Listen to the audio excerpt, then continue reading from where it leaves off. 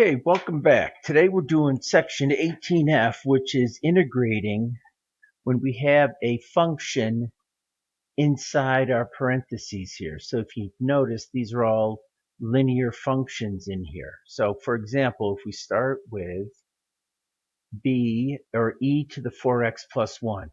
So what we're doing is we look at this like we did the other day.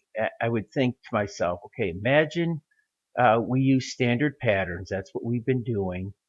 As before, think of a function that could possibly have e to the 4x plus 1 as its derivative. Well, we know that e to the x is its own derivative. So to start with e to the 4x plus 1, or to end up with that, all right, because remember, when we take the derivative of whatever we get here, when I do the derivative of whatever I get for my answer, I should end up with this. So I know e to the 4x plus 1 is, I'm going to have to start with that. Now, when we do the derivative, we're deriving here, okay? I do e to the x is its own derivative. And then we multiply it by the derivative of the argument, well, or the exponent. So the derivative of 4x plus 1 is 4. Now, this is pretty close to what we want, but we just don't want that 4 there. So you think, well, what would I have to start off with here so that once I did the derivative, that 4 would cancel out? So if we started with a 1/4 e to the 4x plus 1, and then we do the derivative, the 4's will now cancel out, and I'll end up with what I started. So that tells me that my antiderivative is going to be 1/4 e to the 4x plus 1 plus our constant of integration. And that's pretty much how we approach all of these problems here. So it follows along with what we were doing earlier. All right.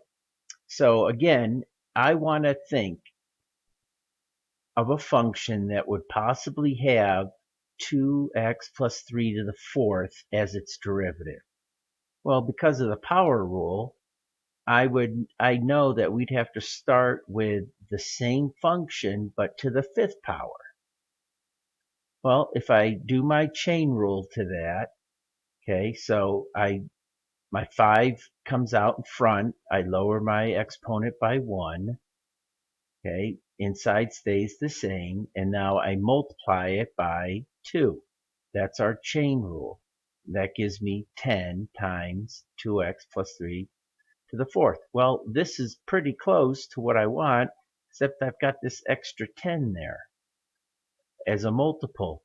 So I think, well, how could I adjust this so that when I do the work, that 10 is no longer there?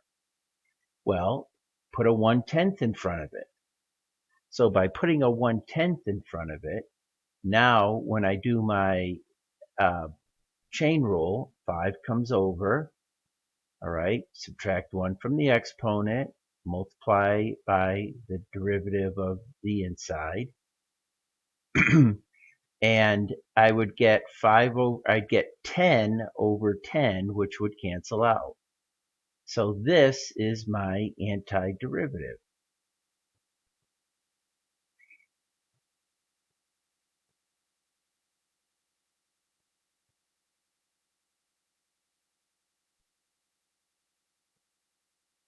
So what we're seeing here, guys, is by kind of intuitively thinking about what kind of function we would need to get these.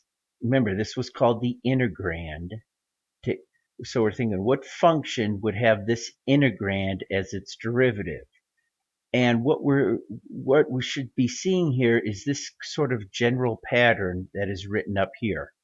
So for example, when we did the first one, okay, e to the ax plus b, it ended up as 1 over a e to the ax plus b.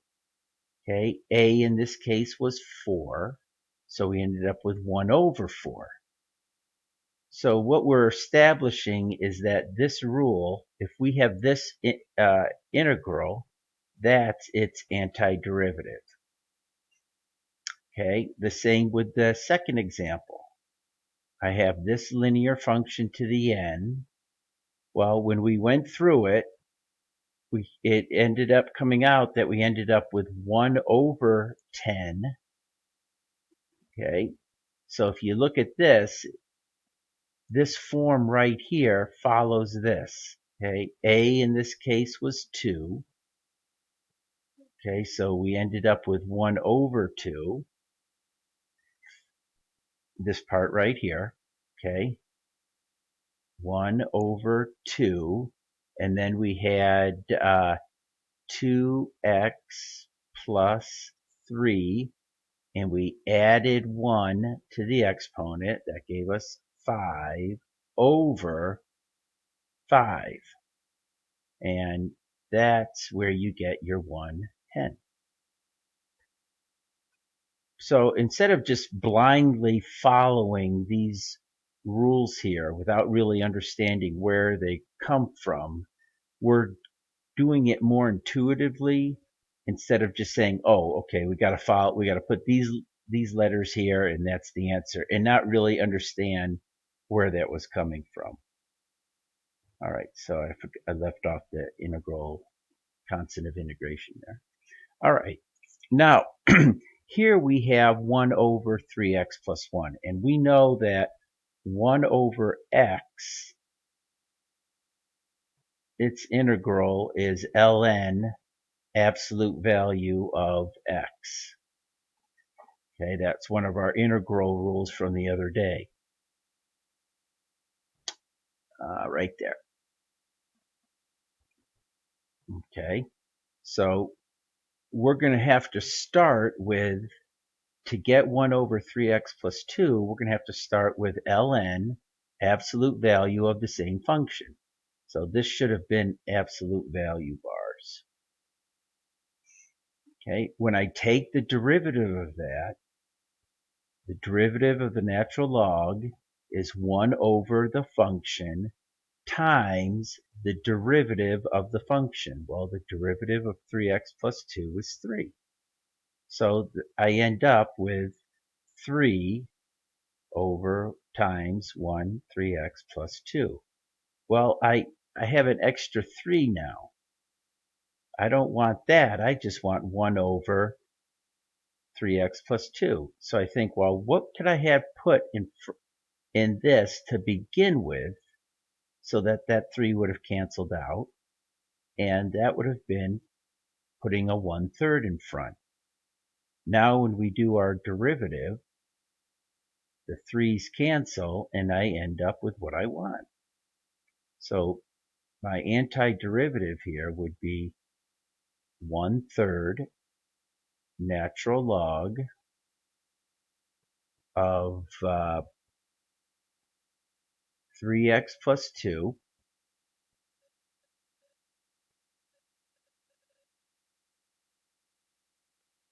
plus some constant c. Okay, oops, I forgot I used parentheses. I should have used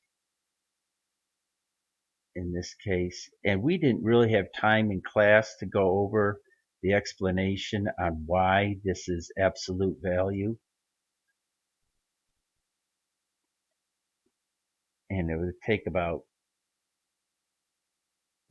more time than you probably want to listen to me talking today to do that. So we're just going to kind of go with it.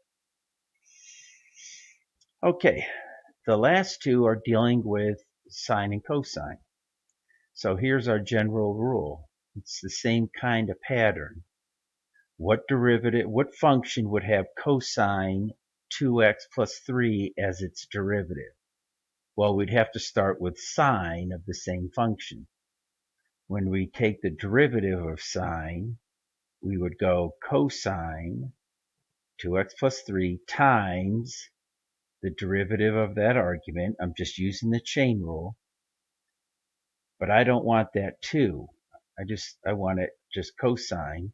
So if I put a 1/2 in front of this, when I do the derivative, the 2's will cancel. All right. So I kind of left a step out here that the interim step would have looked like this.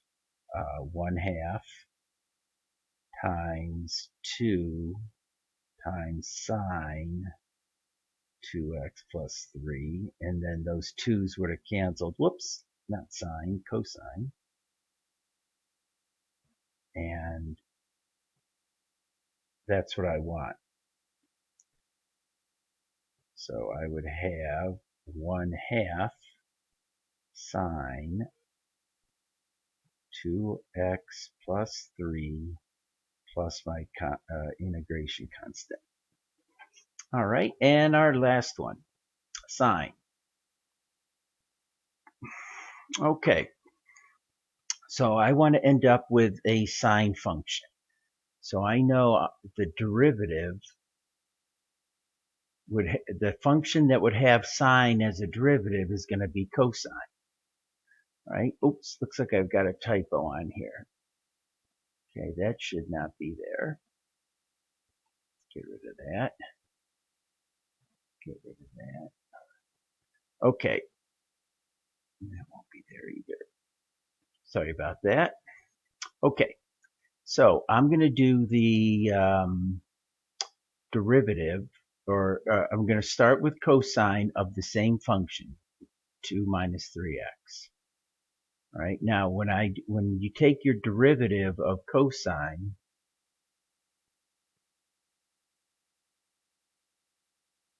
you get negative sine. So when I do the derivative of cosine here, let's see, I'll put the step that's in between those. I would have, let's see, the derivative of cosine is negative sine. I'm doing my chain rule. 2 minus 3x times the derivative of that argument, which is negative 3. Multiply that out, and I'd end up with 3 sine 2x 2 minus 3x. So it's pretty close to what I want, except it's got this extra 3, and we don't want that. So if we think, well, what could I put in front of this equation here so that 3 would cancel out, and that would be a 1/3. So if we start with the 1/3 there, when we go through and do our derivative, that 3 will cancel out, and I'll end up with what I want. So then we'd end up with our antiderivative would then be 1/3 cosine 2 minus 3x plus our constant of integration. And I'm going to go hop on my boat here, take a little sail, and I'll see you guys next time. Take care.